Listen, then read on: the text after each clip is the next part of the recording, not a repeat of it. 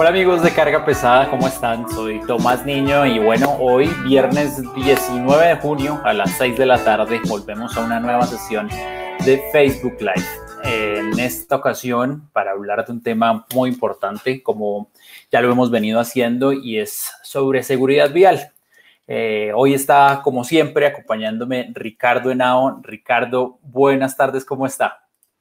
Hola Tomás, un placer saludarlo a usted, a toda la gente que nos acompaña, a toda la gente que nos va a ver en este instante mientras se desarrolla esta charla y a la gente que seguramente va a poder disfrutar de esta conversación más adelante cuando puedan ingresar y cuando la podamos distribuir a través de los diferentes grupos de información y, bueno, comunidades que están muy atentas a todos los contenidos y a todas las charlas y a todas las informaciones que tenemos siempre a través de nuestro Facebook Live y a través de nuestras diferentes plataformas de nuestra revista Carga Pesada. Así que es un placer estar de nuevo con todos ustedes. Hemos tenido diferentes charlas, Tomás, con jugadores del gremio, con gente que está dentro de las importaciones, distribuciones de marcas, de los repuestos, de los servicios, la seguridad vial y hoy un tema que me parece también es muy importante porque va también enfocado hacia el tema de la investigación. Así que hay espacio para todos y hay espacio para aprender y conocer un poco de todo. Así que, pues Tomás, sin más preámbulos, demos la bienvenida a nuestro invitado de hoy. Así es, Ricardo. Bueno, pues el día de hoy tenemos a José Jiménez, quien es coordinador de prevención vial en CESBI Colombia. Y de una vez vamos a darle la bienvenida. José, buenas tardes. ¿Cómo está? ¿Cómo va todo? Tomás, bien, muchas gracias. Buenas tardes para usted y para todo el grupo y para todas las personas que nos escuchan. Pues nada, muchas gracias por la invitación. Espero que poder de pronto acompañarlos y resolver cualquier duda e inquietud. Efectivamente, como decía Ricardo, pues todo el tema de seguridad vial, que es lo que nos interesa, generando una conciencia en todas las personas que nos ven y que podamos pues acompañarlos, ¿no? José, como para entrar en contexto y para que la gente sepa con quién estamos hablando y de qué específicamente es que vamos a tratar, me gustaría que le contara un poquito a la gente qué es CESBI Colombia, cuál es su función, cuál es su trabajo, hacia dónde se enfoca. ¿Cuál es realmente su razón de ser? Ok, bueno, CESBI Colombia, como su nombre lo indica, nosotros somos un centro experimental y de seguridad vial. Y nuestro foco número uno es todo el tema de investigación hacia los temas de los vehículos. Somos la única empresa que tenemos una rampa de impacto muy enfocada hacia el sector asegurador. Esta es una de nuestras líneas de negocio. Tenemos otras más. Y en la que yo estoy encargado, pues, es el área de seguridad vial. También tenemos todo el tema de reconstrucción de accidentes de tránsito. Trabajamos con empresas, como ya lo mencioné, del sector asegurador, pero también con cualquier empresa que requiera contratarnos, que requiera de nuestros servicios. Los ofrecemos en general. A nivel nacional tenemos una cobertura bastante amplia. Esta cobertura en las ciudades principales y en otras ciudades secundarias, en la cual ofrecemos los diferentes servicios que ya he venido mencionando. Y es parte de la línea de negocio. Y somos una multinacional, trabajamos ahí en otras partes en Argentina, en México. Las empresas CESBI Colombia, que es nuestra regional, la que tenemos acá, y cubrimos parte de algunos sectores de acá de Sudamérica, como en Ecuador, Perú, es lo que nosotros trabajamos. José, quiero saber, ¿desde hace cuánto están aquí en Colombia? ¿Cuánto tiempo ya llevan trabajando y cómo ha sido la relación con el sector transportador? Sabemos que ustedes, digamos, que tienen un estrecho vínculo con toda la industria automotriz, con vehículos particulares, pero también ustedes como agente de cambio y como investigadores seguramente han venido aportando a la industria del transporte. ¿Cómo ha sido esa relación y desde su experiencia, cómo ha sido ese trabajo? Bueno, precisamente nosotros cumplimos 20 años y a finales del año pasado ya cumplimos 20 años en Colombia trabajando. Efectivamente trabajamos con diferentes empresas, con empresas de vehículos, con empresas de carga, con empresas del transporte público de pasajeros con el transporte público de carga. Tenemos una amplia experiencia con el transporte público de pasajeros, trabajando con las empresas del masivo a nivel nacional. Hemos trabajado acá en la ciudad de Bogotá, en ciudad de Cali, en Medellín.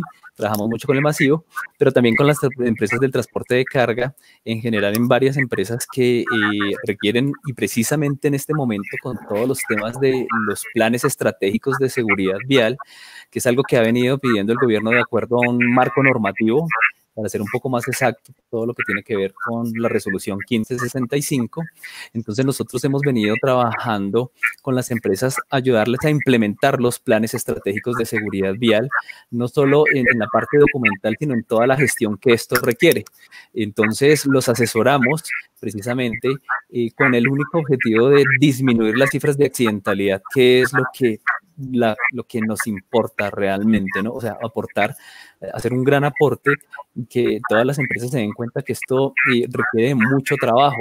La seguridad vial es algo que, por las cifras que tenemos actualmente, pues es algo que requiere que se siga trabajando con un compromiso bastante grande a nivel empresarial, a nivel personal, ¿no? Sí, iba precisamente a eso. ¿Cuáles son los servicios, por ejemplo, que más demandan las empresas de transporte? ¿Cuáles son los requerimientos sobre los cuales se enfocan estas empresas en Colombia? Bueno, como le decía Ricardo, nosotros estamos acompañando mucho ese marco normativo que el Ministerio de Transporte implementó ya hace algunos años, exactamente desde el 2000, digamos, empezamos desde el 2010, 2011, y la resolución 1565 desde el 2014. Este plan estratégico se divide en 5 líneas, en 5 pilares en los cuales las empresas deben enfocarse. Un pilar de fortalecimiento de la gestión institucional, un pilar de comportamiento humano, un pilar de vehículos seguros, otro pilar de infraestructura segura y un pilar de atención a víctimas. Entonces, en cada uno de estos pilares, la norma requiere de mucho trabajo. Voy a poner un ejemplo en todo lo que tiene que ver con el pilar de comportamiento humano.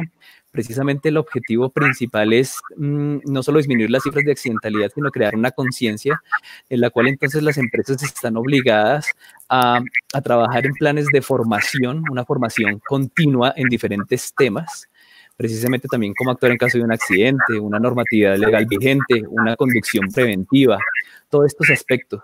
Pero también digamos que gran parte de los servicios que nosotros nos solicitan es valorar a los conductores, precisamente que tengan unos hábitos y comportamientos seguros desde la parte teórica y desde la parte práctica, formar al personal, realizar seguimientos constantes, evaluarlos y calificarlos.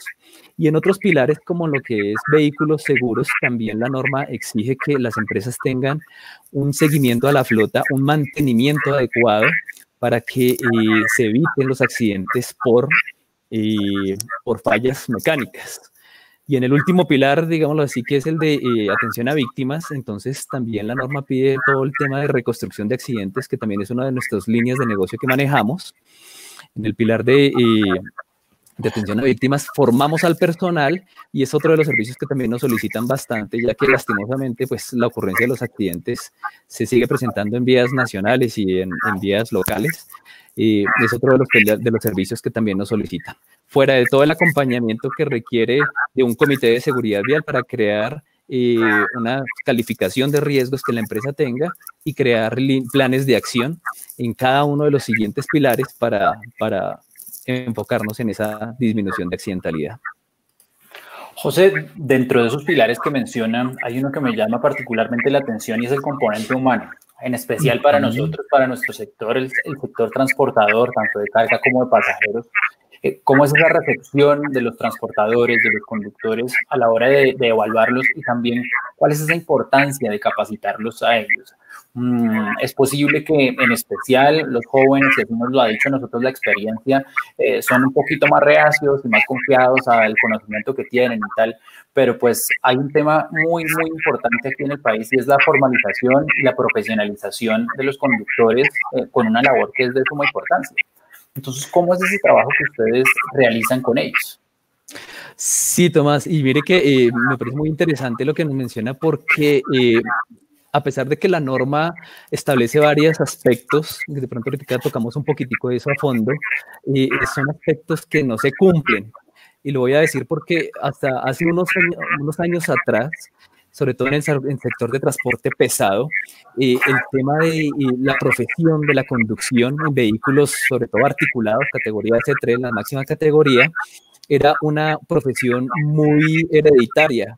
Era el papá el que le enseñaba al hijo o a otro algún familiar a manejar el vehículo con la experiencia que esta persona tuviera, pero no existía una formación adecuada en cada uno de los factores que lo componen. La conducción, de verdad que en tantos años de experiencia trabajando nosotros en estos factores, desde una postura adecuada hasta todos los factores que yo debo tener en cuenta, saber reconocer los mandos del vehículo, saber qué es lo que me está diciendo el vehículo, conducirlo de una forma adecuada para aprovechar al máximo las capacidades, inclusive tener unas técnicas de conducción ecológica que disminuyen los consumos de gasolina, y tener una conducción preventiva para evitar los accidentes de tránsito.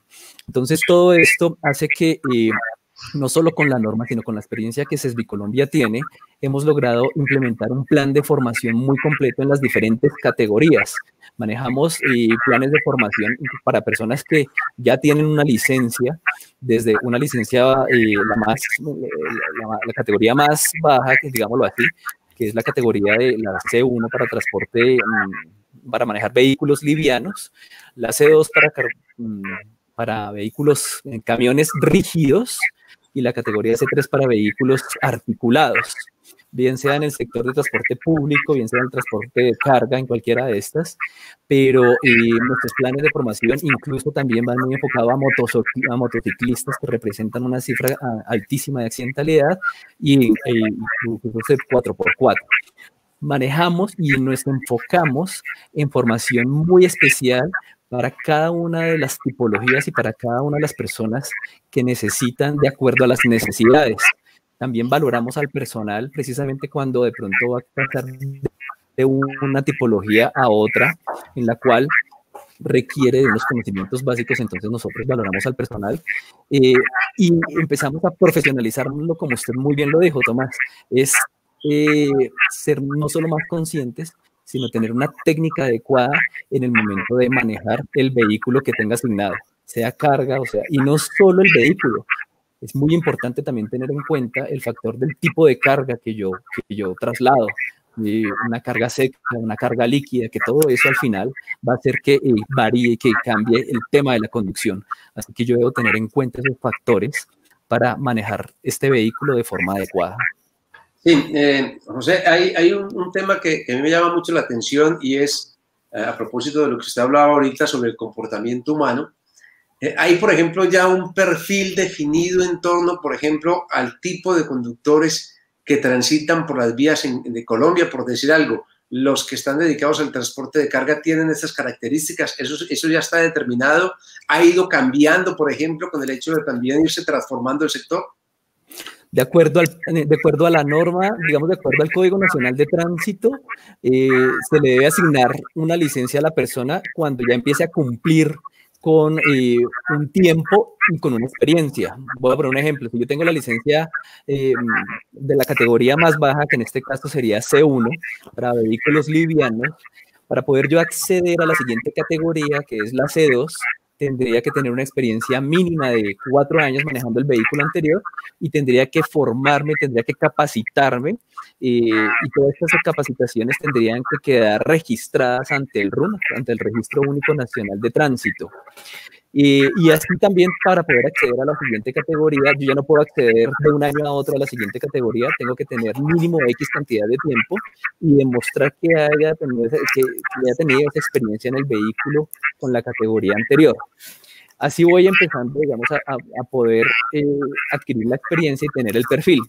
Pero ahorita también con los planes estratégicos de seguridad vial en el comportamiento humano, uno de los criterios de norma que nos exige es que las empresas tienen que crear perfiles adecuados de acuerdo al tipo de vehículo que va a manejar o que se le va a asignar a la persona. Entonces, la persona sí tiene que tener un perfil específico y tiene que tener unas funciones bien definidas para evitar precisamente, y tengo que constatar que esta persona tenga esa experiencia y que conozca el tema de la conducción a ese vehículo que le voy a asignar. Entonces, sí necesitamos y sí requerimos de perfiles específicos para cada uno de los tipos de vehículos que manejamos en la actualidad.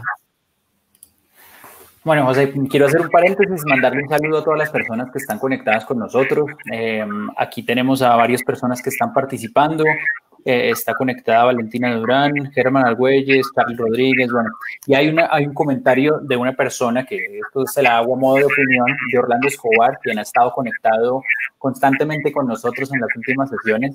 Muchas gracias, Orlando, de entrada por su participación. Y la pregunta va hacia la reglamentación de la prueba obligatoria de alcoholemia y psicoactivas para el sector de transporte de carga por carretera, como se hace en el transporte de pasajeros. ¿No? Él argumenta el por qué no se ha reglamentado esta prueba para la industria del transporte.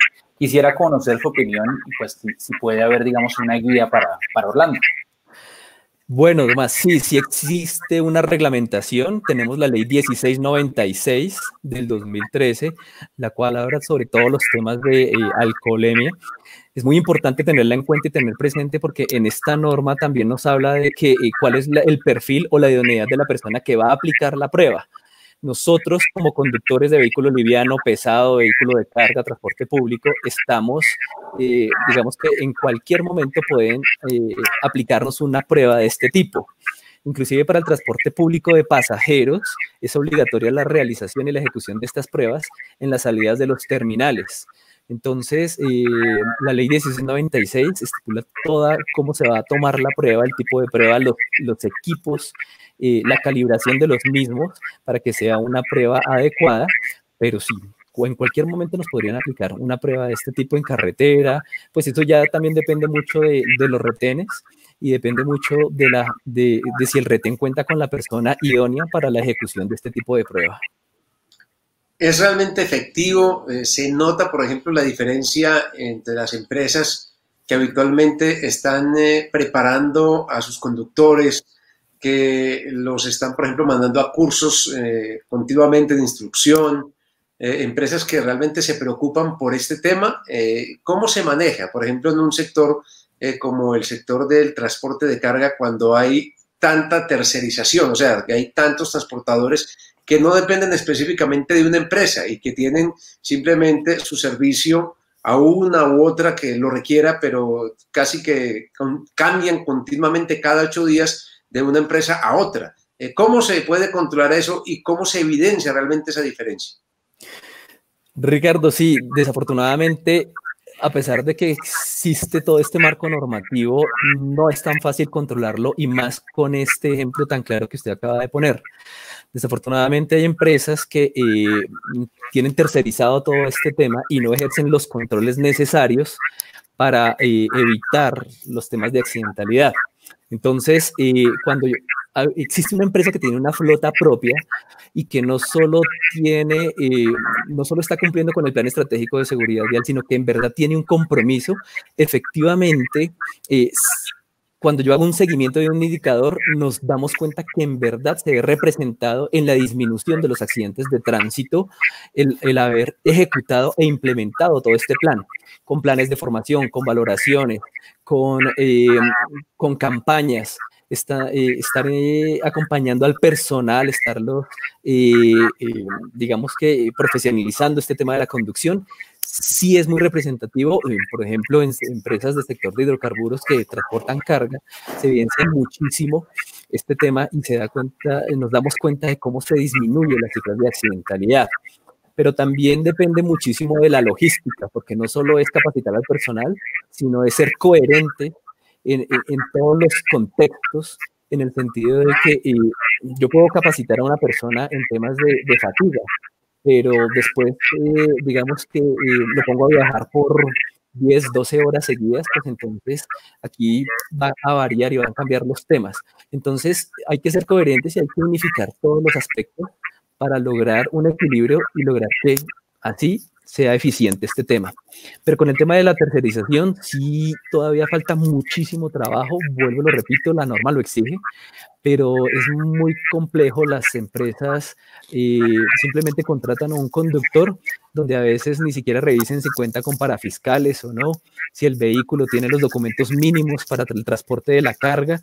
Hoy en día con todo esto, las personas independientes no quiere decir que no tienen derecho al trabajo, por el contrario, pero sí tienen que empezar a organizarse bastante para ser un proveedor un aliado muy importante y que cuente con todos sus documentos para poder alinearlos con una estructura organizacional como lo es el Plan Estratégico de Seguridad.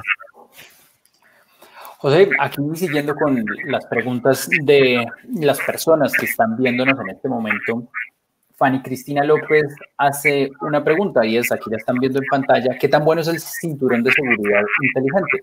Seguramente ella se refiere al cinturón que se desajusta en momentos de accidente y pues que tiene, digamos, que un sensor en el momento. ¿Nos podría comentar un poquito sobre su experiencia y cómo se evalúa este tipo de tecnología? Listo. Los cinturones de seguridad, bueno, han tenido cambios a medida de que, pues, como va creciendo todo el tema de la tecnología y todos los sistemas con los que compone un vehículo, sistemas de seguridad, tanto seguridad activa como seguridad pasiva. Las pruebas y siempre cualquier tipo de prueba, inclusive las pruebas que nosotros realizamos no tienen ese enfoque de seguridad, tienen un enfoque más sobre la calificación de los vehículos en algunos factores, es un tema un poco distinto, pero de todas maneras se evidencia que en el momento de la utilización del cinturón de seguridad, sea las antiguas tecnologías con las nuevas tecnologías, entonces el cinturón siempre va a proteger a la persona hasta en un 96-97% en el impacto frontal contra el panorámico. O sea, cuando yo utilizo el cinturón de seguridad, las posibilidades de sobrevivir aumentan hasta en un 67, un 69%. Es muy importante, pero no solo es tener el cinturón de seguridad, sino exigirlo a todas las personas que están dentro del vehículo y también es saber utilizarlo. Estos cinturones retráctiles y estos cinturones inteligentes han funcionado de una forma perfecta. Lo importante, vuelvo y digo, es saber acomodarlos y saber utilizarlos, garantizar que la villa esté bien ajustada, garantizar que no vaya a haber ningún elemento que de pronto obstaculice el uso. Cuando yo lo utilizo, pues me doy cuenta de que el cinturón es retráctil, pero también cuando le hago la prueba de fuerza, verifico que funcione de forma perfecta y que quede totalmente rígido, para que en la prueba en el momento de un impacto, pues es el que me va a detener y que va a evitar que yo salga expulsado por el panorámico. Siempre, y aquí trabajando en seguridad vial, y nunca me voy a cansar de decirlo, o sea, tal vez de lo más importante que un conductor debe tener es este hábito de utilizar el cinturón de seguridad, no solo por dar cumplimiento a la norma, sino también porque es la diferencia entre la vida y la muerte, y es utilizarlo en cualquier parte del vehículo, adelante, atrás, donde sea.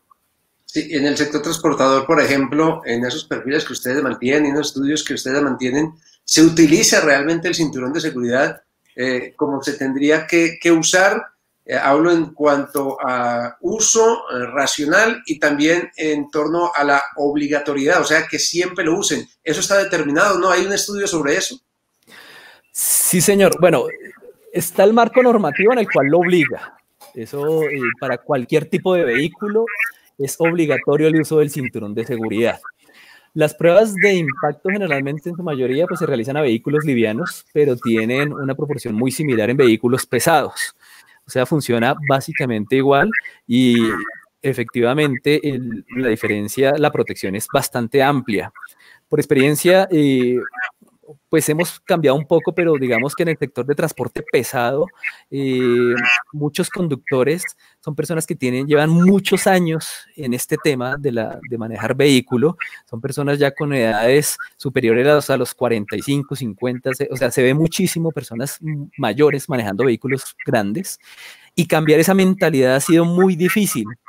A pesar de que vuelvo a la norma y la norma en los planes estratégicos, y no solo en los planes estratégicos, sino en el Código Nacional de Tránsito, le exige a las empresas que dentro de sus planes tengan una política de cinturón de seguridad vial y que exijan la utilización del mismo a los empleados. En el sector de transporte pesado sí ha sido muy difícil crear esa conciencia. Todavía inclusive lo utilizan mal en el sentido de que cuando se sientan al vehículo nunca lo desabrochan y lo único que hacen es sentarse y pasarlo por encima de la persona, cubriendo la capa torácica, pero nunca la cintura.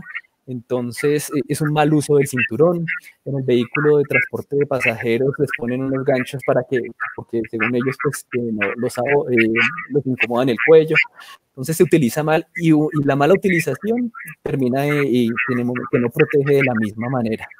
Entonces, hay que capacitar al personal en la utilización y generar esa sensibilización porque ellos todavía piensan que está el mito en que utilizar el cinturón es peligroso y nunca, nunca lo va a hacer. O sea, es por el contrario, es la diferencia, es salvarse de un accidente de tránsito, es salvarse de fallecer o generar lesiones graves en la persona.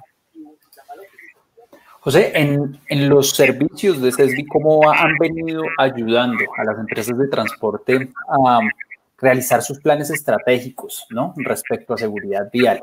¿Cómo es ese proceso? ¿Cuál es la forma, digamos que la manera en que ustedes empiezan a trabajar con ellos y los empiezan a guiar y a darles una ayuda para solucionar ante posibles problemas que tengan relacionados con este tema? Bueno, digamos que trabajamos de diferentes formas. Una de las principales modalidades que utilizamos trabajamos muy de la mano con las ARLs. La ARL, que es la administradora de riesgos laborales, dentro de sus funciones tiene mitigar los riesgos de una compañía. Cuando yo como empresa contrato una ARL, la función de la ARL es hacer un análisis de riesgos.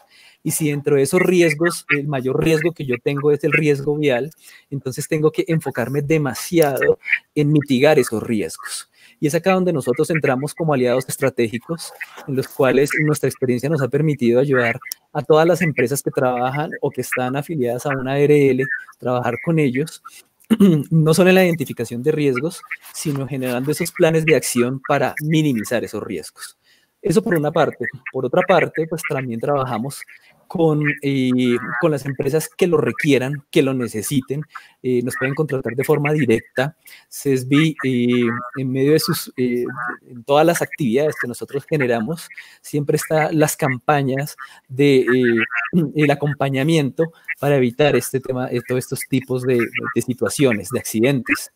Y precisamente aprovechando todas estas temporadas de confinamiento, seguimos trabajando, generando temas de formación, hemos compartido nuestras bibliotecas, hemos hecho muchos trabajos de forma gratuita para apoyar a las empresas en este tema y que ellos sigan fortaleciendo, sin olvidar de que a pesar de que estamos confinados, hemos venido ya saliendo un poco, pero a pesar de que estamos confinados, la accidentalidad lastimosamente no ha bajado las cifras que quisiéramos, se siguen presentando accidentes de tránsito durante todas estas temporadas. Sí. Por ejemplo, ¿qué tan preocupadas se mantienen las empresas? ¿Qué tan preocupadas son las empresas en torno, por ejemplo, a hacer seguimiento sobre las tendencias de los accidentes, sobre los tipos de accidentes que habitualmente ocurren en nuestras vías? El hecho, por ejemplo, ya manifiesto que usted nos cuenta que no se han rebajado los índices de accidentalidad, pese a que de cierta manera uno supone que tendrían que haber bajado por el hecho de que no había tanto tráfico vehicular. ¿Eso cómo se maneja y cómo se representa realmente en Colombia? Pues Ricardo, es una pregunta un poco compleja porque con lo que nosotros hemos trabajado y nosotros trabajamos con muchas empresas a nivel nacional, hay empresas que definitivamente tienen un compromiso mucho más grande que otras. Hay otras empresas que simplemente lo que necesitan es, necesito un documento para poder presentar ante la Secretaría de Movilidad, que es lo que lo solicita, o ante el Ministerio de Transporte, pero nunca se empeñan en hacer una labor como debe ser. Hay otras empresas que están totalmente enfocadas en ese tema del riesgo vial y que le hacen seguimiento constante a sus cifras de accidentalidad, en los cuales también identifican la causalidad de los accidentes de tránsito para poder enfocar sus planes de trabajo a esa causalidad y evitar que los accidentes ocurran por las mismas situaciones. Entonces esto es muy relativo, vuelvo a lo digo, yo he visto compromiso muy grande por parte de algunas empresas, así como también he visto unos compromisos muy bajos por otras empresas, cuando tienen unas flotas grandísimas o unas flotas importantísimas, que inclusive uno cuando mira las cifras de accidentalidad llegan a a tener una cantidad de muertos al año altísima y es muy preocupante porque falta mucho trabajo todavía en estos factores, en estos aspectos. Así es, nosotros hablamos tiempo atrás con Henry David Cubides, hablando sobre seguridad vial, ¿no? El gerente general de Coltanques, y pues fueron muchas las labores que ellos han desarrollado. Sin embargo, pues hay otras empresas, como usted muy bien lo dice, que les falta un poco en este quehacer. José, quería preguntarle un poco sobre las estadísticas. Ha sido, pues llevamos 3 meses bajo esta situación, bajo esta nueva realidad, como ya lo hemos escuchado muchas veces, pero ¿cuál es, digamos que el análisis que ustedes hacen sobre la actualidad en las carreteras? ¿Cómo es ese índice? ¿Se ha disparado, se ha mantenido, ha disminuido? ¿Cómo lo ven? Bueno, ha sido unos datos, esta nueva realidad ha sido un tema de aprendizaje para muchos y han salido unos temas interesantes, unas sorpresas, digámoslo así. Las cifras hasta el primer trimestre del 2020 se mantenían. Llevo años trabajando en el tema de seguridad vial y cada vez que revisamos las cifras que emite Medicina Legal, la verdad los datos son muy similares. Datos que le cuento así más o menos por encima.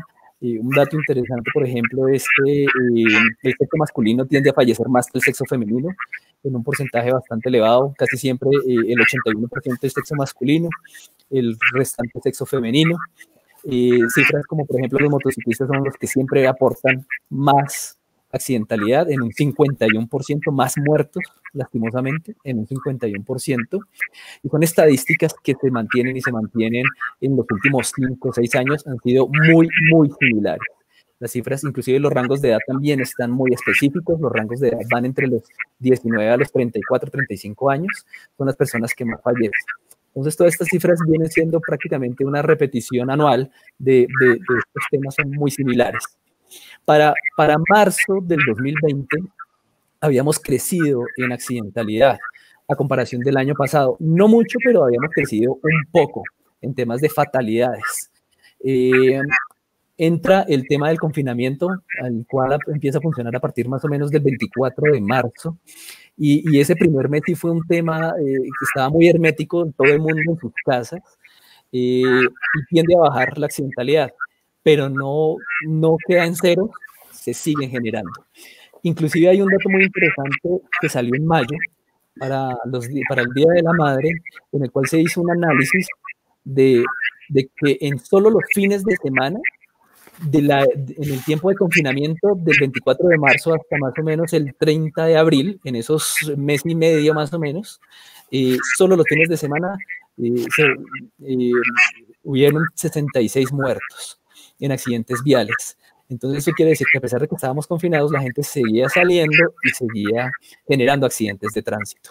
Y en esos momentos uno de los accidentes, tal vez dos causas que aumentaron, fue el exceso de velocidad. La gente estaba feliz corriendo por las vías desocupadas, y los temas de alcoholemia, lastimosamente, que aprovecharon no solo para escaparse en el vehículo, sino también para acompañarlo con algo de alcohol.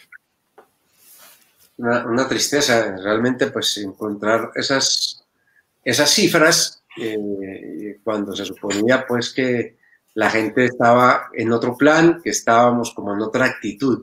¿Cuáles siguen siendo los factores de riesgo y los accidentes más comunes en Colombia? Que uno dice, es increíble, pero no podemos con esto.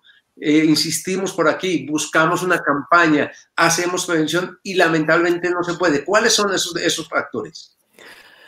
Hay varios, digamos que inclusive hay un top 10 técnicamente de las principales causas de accidentalidad, en los cuales encontramos el irrespeto a las señales de tránsito, lastimosamente. Hay un tema ahí muy interesante, y es que las personas de pronto no conocen cómo se dividen las señales de tránsito por tipologías, pero en el momento que uno les pregunta una señal de tránsito, saben la interpretación de forma adecuada. Entonces, digamos que no es excusa. Pero sí, por ejemplo, la omisión a un par, la omisión en los semáforos, este tipo de la prioridad en las intersecciones, la omisión en general de las señales de tránsito es uno de los principales. Los excesos de velocidad todavía es uno de los temas que siguen en las primeras estadísticas de accidentalidad, el exceso de velocidad. La falta de pericia dependiendo del tipo de conductor, en este caso va un poco más enfocado hacia los motociclistas, la falta de conocimiento, compran el vehículo y todavía no manejan de forma adecuada. Alcoholemia también, a pesar de que existe la ley 1696, como ya lo mencioné, lastimosamente alcoholemia es uno de los principales causales de accidentes de tránsito a nivel nacional. Uno mira, por ejemplo, en ciudades principales cómo hay un control, pero en ciudades secundarias, antes de este tema de confinamiento, uno veía, por ejemplo, las fiestas en los pueblos y la gente manejando de forma normal, como si nada. Otro de los aspectos es la técnica adecuada de conducción, no conocen el vehículo. Entonces, por ejemplo, cuando una persona, voy a citar ahora en vehículos pesados, entonces cuando manejo un camión rígido y ahora paso a manejar un vehículo más grande, un vehículo pesado, entonces todavía no me he preparado de forma adecuada, entonces esa falta de experiencia al cambiar de categoría también es un factor que ocurre en este tipo. Y la fatiga y la distracción, lo que pasa con la distracción es que es un tema que no se puede medir. Por eso aparece dentro de como uno de los principales causales de accidentalidad, pero se define como otra tipología de accidentes. No se puede, pero sabemos que va muy asociado hacia la distracción. El uso del celular, lastimosamente, ya hoy en día la gente no solo habla cuando va manejando, sino que también tienen la osadía de responder un WhatsApp, de chatear mientras van manejando. No sé cómo lo hacen. Y genera mucha accidentalidad. Las distancias. José, tranquilo, José, hay un tema que yo analizo y pues en mi opinión se relaciona, es un tema cultural, ¿no? Digamos que hay algo que está metido ahí dentro de la cultura nuestra y en general pues de los conductores. Dentro de los planes que ustedes aportan para las empresas de transporte, ¿de qué manera es posible lograr transformar esta cultura y llevar a los conductores a que interioricen los buenos hábitos de conducción? ¿Cómo ha sido ese manejo y cómo ha sido ese trabajo? ¿Son campañas, son repeticiones? ¿Qué tipo de tareas y elementos se pueden realizar para cumplir con este objetivo? Bueno, Tomás, aquí hay un factor muy importante y es que para crear una cultura se debe trabajar desde niño. Y precisamente el objetivo del Plan Estratégico de Seguridad Vial nace con la Ley 1503 en el 2010, pero el principal objetivo era crear hábitos seguros y este era un compromiso a 10 años, a una década. ¿Por qué? Porque la idea era empezar a trabajar desde con niños en los colegios. Los colegios y las universidades eran los que tenían que empezar también a interactuar con estos planes estratégicos en los cuales tenían que crear una cátedra enfocada a la seguridad vial y poder generar una cultura desde joven. Y cambiar hábitos en una persona mayor, en una persona que lleva mucho tiempo manejando, no es fácil. Definitivamente es un tema muy complejo. Incluso muchos de ellos han tenido accidentes por X o Y motivo. Voy a poner un ejemplo, por exceso de velocidad, y después de que vuelvan a coger un vehículo, siguen con los mismos hábitos. Entonces, por eso los temas de formación tienen que ser un tema que tiene que ser acompañado con campañas de sensibilización, no con videos de accidentalidad, sino con otros tipos de sensibilización, y tienen que ser campañas que se deben hacer constante para empezar a crear hábitos. Pero también es muy importante interactuar con las familias de las personas, y esto se ha evidenciado que ha logrado, digamos que unos mayores cambios que otras actividades planteadas. Entonces, hay muchas estrategias, pero la verdad no es tan fácil cuando una persona ya tiene un hábito muy arraigado, cuando ya tiene mucho tiempo, ha sido muy difícil cambiarlos. Hay gente que se sensibiliza, hay otros que definitivamente lo he visto, personas que trabajan para una empresa y en 6 meses tienen 6, 7 accidentes de tránsito y todavía no aprenden, siguen. Es complicado. Sí, eso tendría que ver, por ejemplo, en el sector de transporte de carga con lo que usted tal vez nos comentaba anteriormente, y es que una gran cantidad de conductores son conductores ya de avanzada edad, entre comillas, o de mucha edad. Sí, señor. Sí, aunque también tiende a que las personas ya cuando tienen una avanzada edad empiezan a ser ya mucho más prudentes, empiezan pues ya tienen muchos años de experiencia, entonces saben demasiado y son muy prudentes. Pero los que definitivamente venían con un mal hábito, ya para que lo cambien es muy complejo, es muy difícil. Y sí, a pesar de que uno ve todas las edades manejando en carga pesada, pero sí es mucho más reiterativo, digámoslo así, es mucho más común ver personas mayores de más de 45, 50 años encargadas de manejar este tipo de vehículos, es muy común, sobre todo con licencias T3. Con licencia C2 en camiones rígidos sí tiende a haber uno jóvenes. Ahora el problema es que tal vez no tienen la suficiente experiencia, pero creen que saben mucho y son muy imprudentes. La imprudencia también es un factor muy alto de accidentalidad. José, hay un tema que le interesa mucho a todos nuestros seguidores, que de hecho nosotros publicamos esta semana con un contenido que nos llegó desde SECBI, y es el tema de las cintas reflectivas y la falsificación que se está llevando a cabo en el país. ¿Cómo fue ese hallazgo que ustedes encontraron y de qué manera con los transportadores, las empresas de transporte, el hombre camión, etcétera, pueden identificarlas? Porque también vimos que ustedes mostraron muy juiciosamente una manera para que no caigan en ninguna trampa ni cometan el error de comprar una falsificada y tener después algún tipo de problema.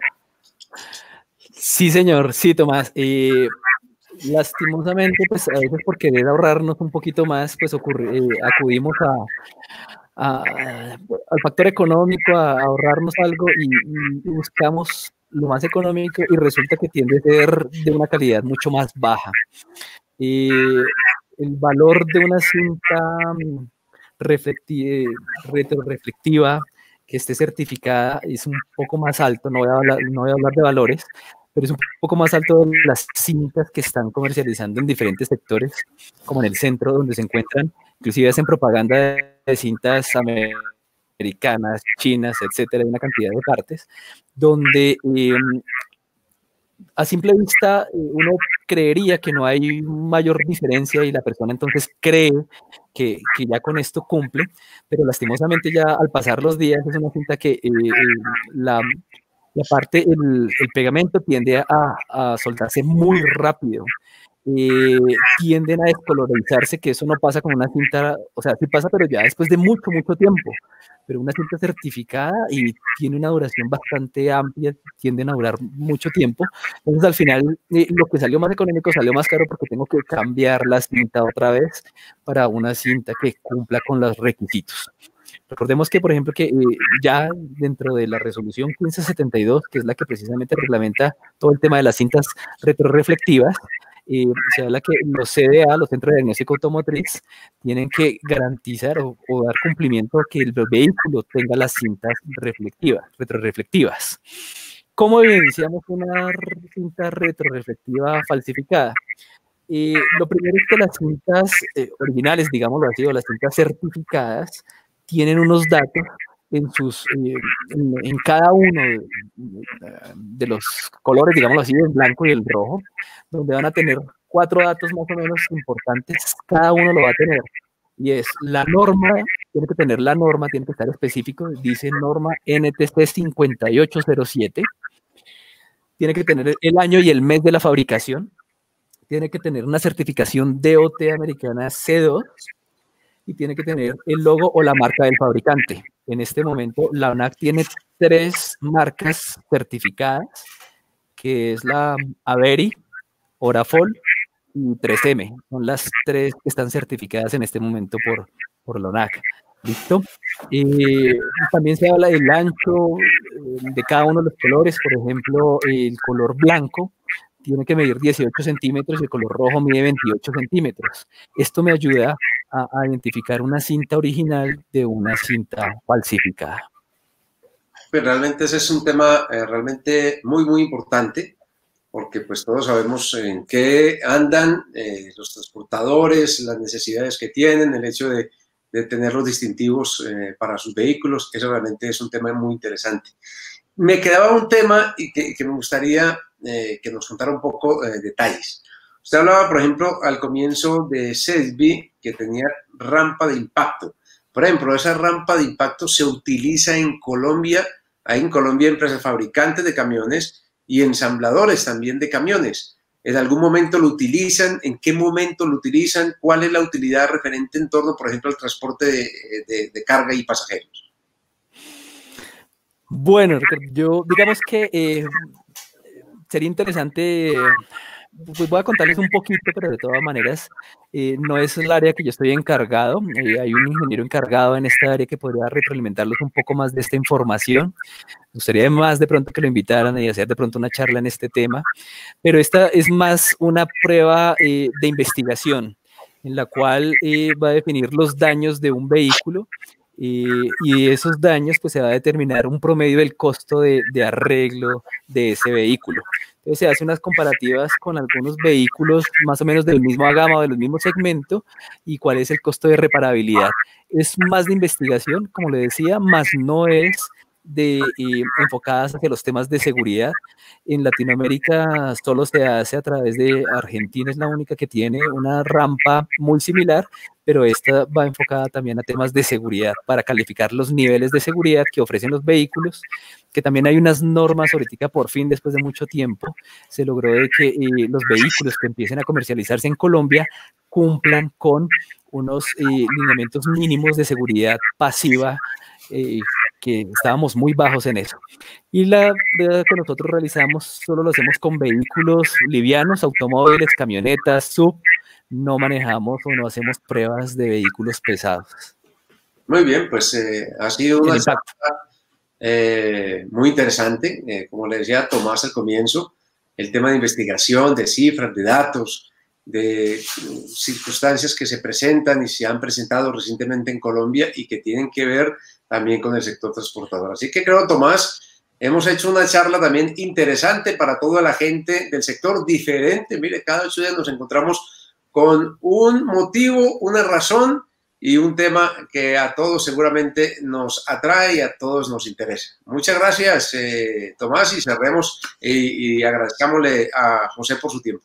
Así es, pues muchísimas gracias a usted, Ricardo, y como le decía, cada 8 días venimos explorando y llevándole cada vez más información valiosa a todas las personas que están pendientes de nosotros, a todos los transportadores, a todas las empresas de transporte, a los conductores, etcétera, relacionadas con el transporte de carga y pasajeros. En esta ocasión, pues algo muy importante que es la seguridad vial. Y muchísimas gracias de entrada por esto, José, por compartir con nosotros su experiencia, su tiempo y regalarle a la gente toda la información tan valiosa que tiene SESBI. Muchísimas gracias.